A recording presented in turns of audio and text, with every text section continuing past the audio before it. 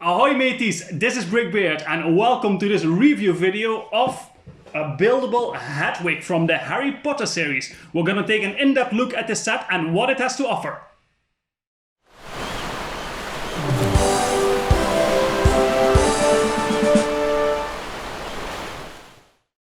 Here we have the completed model Hedwig of the Harry Potter series, set 75979. So this is a bit of a unique set because usually in the Harry Potter line you see a lot of buildings, the castle and some of the houses of people and some trains and stuff like that. But never have we seen a big buildable figure like this before. So does it work for this line? That's the big question. This set has 630 pieces. It retailed for $40, €40, which comes down to 6 cents per piece. That is not a bad deal. That's actually a really good deal. But keep in mind there's a lot of small pieces for the detailing, which you can see on the back of the model here. So a lot of really tiny elements in there. And you can get a better look at that in the speed build video if you click here. This set was designed by Wes Talbot. That's a very familiar name in the LEGO world because he designed a lot of the Friends, Elves, Harry Potter, Disney sets, but also the modular bookshop and one of my personal favorites, the medieval blacksmith. Before we're going to rate the model itself, we're going to take a look at the minifigures. There is 2 figures, 1 Harry Potter figure and 1 Hedwig figure. Let's take a look at the only minifigure in this set, Harry Potter himself. This is clearly a very young version of Harry Potter, so it's probably one of the from the first books or movies. Unique about this figure is the blue gloves. That's something we've never seen on a Harry Potter minifigure before. The print on his shirt is something we did see before in sort of the same way, although this one is unique. But the print looks really good. We see the recognizable yellow and red scarf around his neck with a little Gryffindor logo on his chest, and on the back we see the other side of the scarf. Then the hairpiece is the most modern version of the Harry Potter hairpiece we've seen so far. The face print has very recognizable little thunderbolt scar above his eyes and a 2-sided print with one side looking happy and one side looking scared. The second figure we have, which is not really a minifigure, is a scaled down version of a Hedwig. It's nice to see that we have a reference to what the big build is based on, and to make it even better, this just looks really good. The print is nice, it has a lot of small details. We have some feathers on the chest, and the beak and the eyes are also very nicely printed, and this figure is absolutely immediately recognizable as being Hedwig from the Harry Potter series.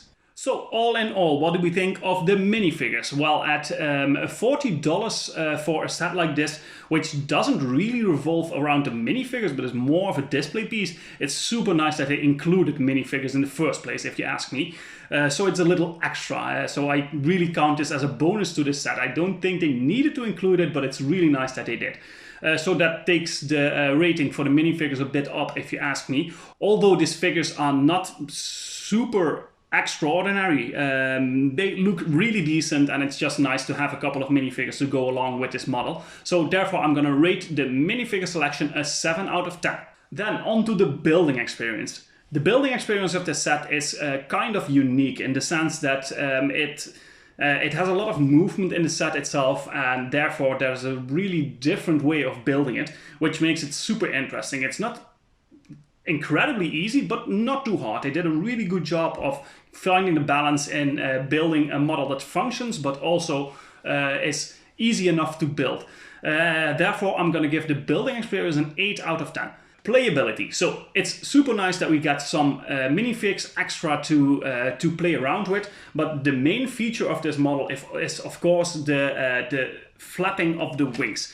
If you ask me, it looks super natural. There's just a way these wings moves that looks like it could be a real owl. That is kind of the only feature we have regarding playability, but for a set that is mainly a display piece, I think it's super nice that they included this movement feature. Of course, we can also tilt the head, and you can adjust the feathers on the wings and on the tail a bit. That's about it. Good deal that they put the minifigures there so you can play around a bit more. That's why I'm going to give the playability a 7 out of 10. Okay, for Display value, that's where this set really comes alive. This is a set that is made to display around the house.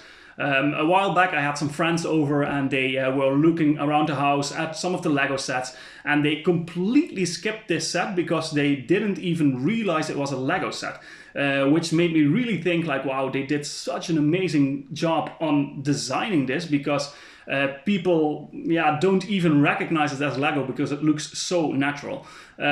I think that's really amazing how they managed to do that. That's why I'm going to give the display value a 9 out of 10. For the parts, there is some cool stuff going on here, but it's not super unique. We have some printed elements in the eyes, which are unique to the set. The other elements with some printed stuff on it are unfortunately stickers, so those don't really count. Other than that, in parts you just get a lot of really small tiny parts, but nothing too unique, but it's a good selection. A lot of white and brown. I'm gonna give that a 7 out of 10. So value for money, this is a really nice set. For 40 bucks, I think they did an amazing job with the price per piece coming down to 6 cents per piece. It's a really good deal. And on top of that, I think nowadays, because this was released a year ago, you can find it cheaper than the 40 bucks that it went for originally. But value for money, it's just a really good deal. I'm going to give that an 8 out of 10. So that comes down to an overall rating of an 8 out of 10. That's a very good score.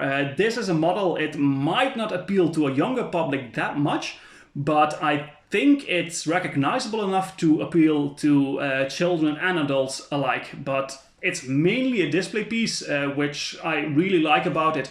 It's a bit different in that sense than other Harry Potter sets. And that's it for this video. Thank you guys so much again for watching. Please like, subscribe, hit the notification bell so you keep updated on what's going on this channel. And please leave a comment. It's very nice for me to know what you guys want, what you think, so I can keep improving this channel. See you guys next time.